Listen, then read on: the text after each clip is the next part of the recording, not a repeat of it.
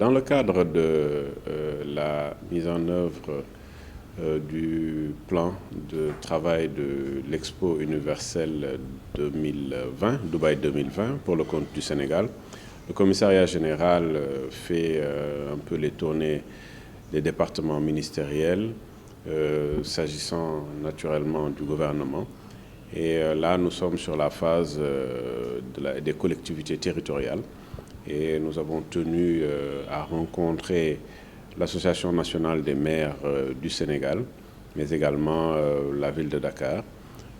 Il s'agissait de faire le point sur l'état des lieux de la participation officielle du Sénégal à l'Expo universelle Dubaï 2020. Donc nous avons eu des échos très favorables venant du président de l'Association nationale des maires du Sénégal, le secrétaire général et tout le bureau de l'Association nationale des maires du Sénégal et également le maire de la ville de Dakar.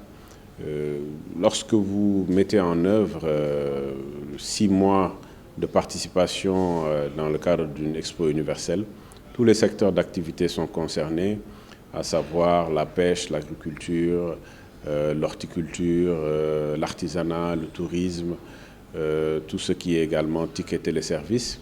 Et ce qu'il faut retenir, ce qui est extrêmement important, c'est que toutes ces activités se tiennent à l'intérieur de territoires. Et donc la production sénégalaise, ce que le Sénégal montre le mieux, est issu des territoires. Et ces territoires, c'est les collectivités territoriales. C'est pour ça que la participation officielle du Sénégal à l'Expo de Dubaï dépendra largement de l'implication des collectivités territoriales. Et nous avons vraiment eu des échos très favorables dans le cadre du partage. L'objectif étant que les collectivités territoriales puissent également, pendant une période donnée, être au niveau de Dubaï, d'abord en termes de gestion du pavillon, mais également en termes de relations de coopération entre les collectivités territoriales sénégalaises et les collectivités territoriales issues des 192 pays participants.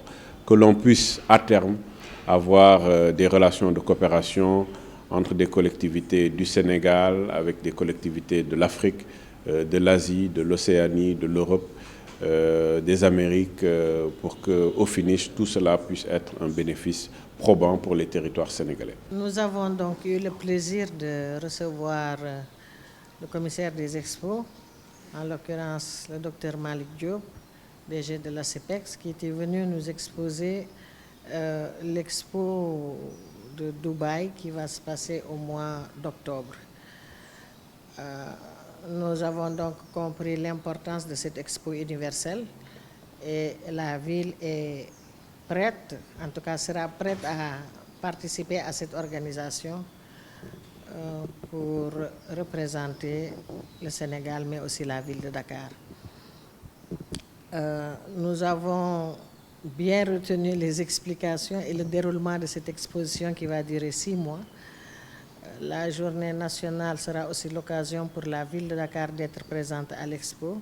Mais ce qui a le plus retenu notre attention, c'est le Forum des femmes qui sera organisé à Dubaï, une première dans cette exposition de Dubaï. L'occasion donc sera donnée aux femmes leaders, si vous voulez, d'élever leur voix et de se faire entendre par le monde entier. Nous sommes très ravis de recevoir Dr Malick Diop, commissaire général de Dubaï Expo 2020, qui est venu nous sensibiliser en tant qu'élus territoriaux à l'importance d'une participation de qualité du Sénégal dans ses différentes composantes et donc forcément la participation des collectivités territoriales du Sénégal.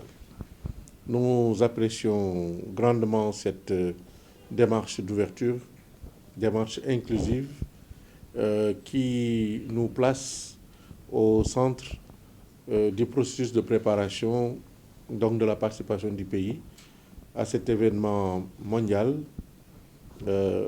qui se passe dans un contexte inédit. J'aurais bien aimé dire post-Covid, mais malheureusement la pandémie n'a pas encore dit ses derniers mots. Ça veut dire que ce sera une participation caractérisée aussi par un contexte de crise. Mais cette crise a permis au monde entier d'avoir aussi des opportunités d'innovation.